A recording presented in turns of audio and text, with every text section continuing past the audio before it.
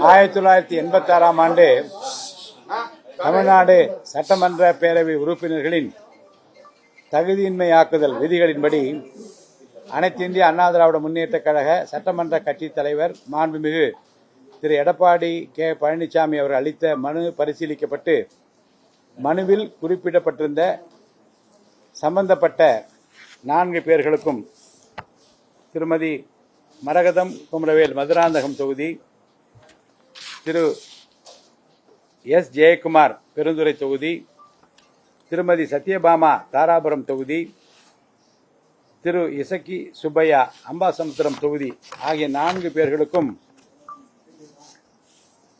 விதியின் கீழ் 7 நாட்களுக்குள் விளக்கம் அளிக்குமாறு கோரப்பட்டது. தற்போது அந்த 4 பேரும் தங்களின் விளக்கத்தினை உரிய காலத்திற்குள் அளித்துள்ளனர். மனு மீது முறையான ஆய்வுக்கு பிறகு அடுத்த கட்ட நடவடிக்கை பற்றி நான் அறிவிப்பேன்.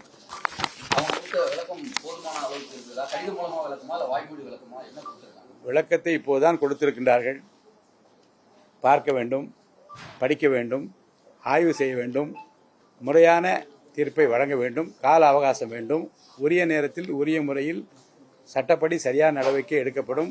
நாளை காலை 10 மணிக்கு சட்டமன்றம் கூடுகிறது. இத்துடன் இந்த பேட்டி முடிந்தது. வணக்கம். 1986ஆம் ஆண்டு தமிழ்நாடு சட்டமன்ற பேரவை உறுப்பினர்களின் தகுதியின்மையாக்குதல் விதிகளின்படி அனைத்து இந்திய அண்ணா திராவிட முன்னேற்றக் கழக சட்டமன்ற கட்சித் தலைவர் மாண்புமிகு திரு எடப்பாடி கே பழனிசாமி அவர்கள் அளித்த மனு பரிசீலிக்கப்பட்டு மனுவில் குறிப்பிடப்பட்டிருந்த சம்பந்தப்பட்ட 4 பேர்களுக்கும் திருமதி மரகதம் குமரவேல் மதுராந்தகம் தொகுதி, திரு எஸ் ஜெயக்குமார் பெருந்துறை தொகுதி, திருமதி சத்யபாமா தாராபுரம் தொகுதி, திரு இசக்கி சுப்பையா அம்பாசமுத்திரம் தொகுதி ஆகிய 4 பேர்களுக்கும்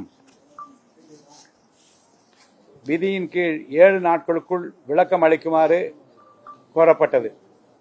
தற்போது அந்த 4 பேரும் தங்களின் விளக்கத்தினை உரிய காலத்திற்குள் அளித்துள்ளனர்.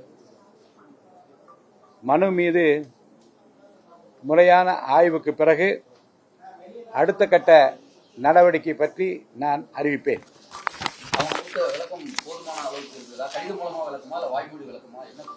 விளக்கத்தை இப்போதுதான் கொடுத்திருக்கின்றார்கள். பார்க்க வேண்டும், படிக்க வேண்டும், ஆய்வு செய்ய வேண்டும், முறையான தீர்ப்பை வழங்க வேண்டும், கால அவகாசம் வேண்டும், உரிய நேரத்தில் உரிய முறையில் சட்டப்படி சரியான நடவடிக்கை எடுக்கப்படும். நாளை காலை 10 மணிக்கு சட்டமன்றம் கூடுகிறது. இத்துடன் இந்த பேட்டி முடிந்தது. வணக்கம்.